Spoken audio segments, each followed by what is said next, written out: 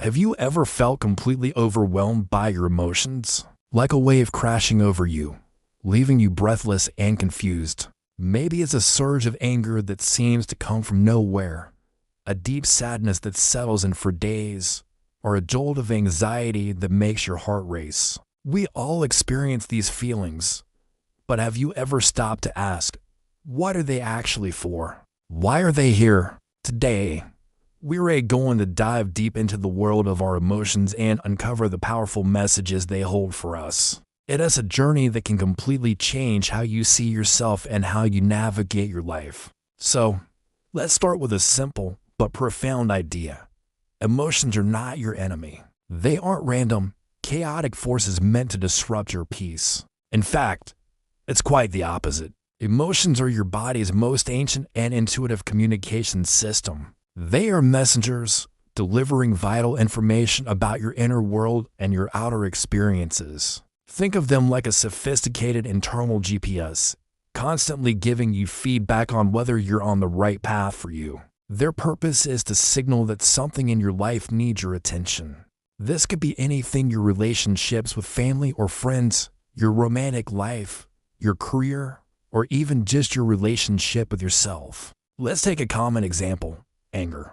Many of us are taught to suppress anger, to see it as a bad or destructive emotion. But what if anger is just a messenger telling you that a boundary has been crossed? It could be a personal boundary you set for yourself that you've let slide, or a boundary with someone else that's been violated. When you feel that heat rising, instead of just reacting or pushing it down, you can ask, what boundary is being tested here? What needs to be protected? Suddenly, anger isn't just a blind rage. It's a signpost pointing toward a need for self-respect and clear communication. It's telling you, hey, pay attention. Something here isn't right for you. Or what about sadness? Sadness often arrives when we experience a loss. It could be the loss of a loved one, a job, a dream, or even an old version of ourselves. Sadness isn't there to make you miserable forever. It's a signal that something or someone was important to you. It creates a space for you to process the loss, to honor what it meant to you, and to slowly heal. By allowing yourself to feel sad, you're acknowledging the value of what you've lost. It's an essential part of the grieving process that allows you to eventually move forward, not by forgetting, but by integrating the experience into your life story. Anxiety is another big one for so many of us. It often feels like a constant, buzzing fear of the future, a worry about what might go wrong. But anxiety's message is often about a perceived lack of control or a fear of the unknown. It's your system's way of saying, I feel unprepared for what's coming. When you feel anxious, you can ask, what am I afraid of losing control over? What part of the situation can I actually influence? And what part do I need to accept? Sometimes, anxiety is a practical signal to prepare better for something, like a big presentation. Other times, it's a deeper message, inviting you to practice trust and let go of the need to control every outcome. It's a call to find your footing in the present moment, rather than getting lost in the what-ifs of the future. The key is to get curious. The next time a strong emotion comes up, instead of immediately trying to get rid of it, try to become an observer. Take a deep breath and ask yourself a few simple questions. Why this emotion? Why now? What just happened? What thought just crossed my mind? Pay attention to the specific situations or topics that trigger you more than others. If a casual comment from a friend about your career makes you feel defensive or insecure, don't just brush it off. Ask yourself, why did that particular comment hit a nerve? What belief do I hold about my career that is being challenged here? What is this emotion trying to show me about my own insecurities or ambitions? This process is about moving from reaction to reflection.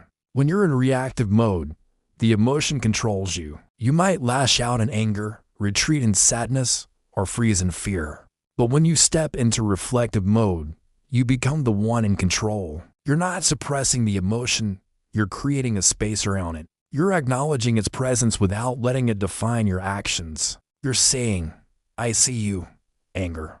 I feel you. Now, what message do you have for me? When you truly understand the reason behind your emotion, the message it's trying to deliver, something magical happens. You can release it. The emotion has done its job. The messenger has delivered the letter. You don't need to hold on to it anymore. It's like a cloud passing in the sky. You can observe it, see its shape, understand that it's just condensed water vapor, and then watch as it drifts away. You don't have to grab onto the cloud and carry it with you for the rest of the day. You don't have to become the cloud. When you fail to listen to these messages, emotions get louder. It's like ignoring a quiet knock on the door. The knock gets louder and more insistent until eventually the person starts pounding on it, demanding to be heard. Unprocessed emotions don't just disappear. They get stored in the body. That lingering sadness can turn into depression.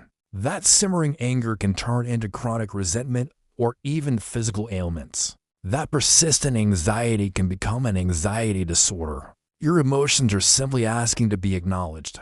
So, the next step is to learn from the message. Once you've identified what the emotion is pointing to, a crossed boundary, an unhealed wound, an unmet need, you can then take conscious action. If anger told you a boundary was crossed, you can learn to communicate the boundary more clearly next time. If sadness revealed how much something meant to you, you can learn to cherish the people and things in your life more deeply right now. If anxiety showed you a fear of failure, you can learn to practice self-compassion and redefine what success means to you. This is how you grow. Emotions are the catalysts for our personal evolution. They point out the exact areas where we have the opportunity to become wiser, stronger, and more aligned with our true selves. Think of it this way. Your emotions are not part of your identity. You are not an angry person. You are a person who is currently experiencing anger, and that anger is delivering a message. You are not a sad person. You are a person experiencing sadness to process a loss. This distinction is crucial. When you identify with your emotions, you feel trapped by them. You think, this is just who I am. But when you see them as transient messengers, you realize you have the power to receive the message, learn the lesson, and let the emotion go. You are the sky, not the clouds. The sky remains vast, clear, and peaceful, even as different weather patterns emotions move through it. This practice takes time, of course. It's a skill, like learning to play an instrument or a sport. The first few times you try to sit with an uncomfortable emotion and question it, it might feel awkward or even more overwhelming. Be patient with yourself. Start small. The next time you feel a flicker of irritation, just pause for 3 seconds. Acknowledge it. Name it. There's irritation. That's it. That's the first step. Over time, you can build up your capacity to sit with more intense feelings for longer periods. You'll become more fluent in the language of your own heart. By embracing your emotions as allies rather than adversaries, you unlock a deeper level of self-awareness and inner peace. You stop fighting against yourself and start working with yourself. You begin to trust your own inner guidance system. Life won't suddenly be free of challenges, but you will have a powerful tool to navigate them with grace and wisdom. You'll know that whatever comes your way, your emotions will be there to guide you, to teach you, and to help you grow. They are not a burden to be carried, but a compass to be followed. Grasp the message, learn the lesson, and then, with gratitude, let it go. Thanks so much for joining me on this journey into our emotions today. If this resonated with you, please hit the like button and subscribe for more content on living a more conscious and fulfilling life. I'd love to hear your thoughts in the comments below. What is one emotion you're learning to listen to? See you in the next video.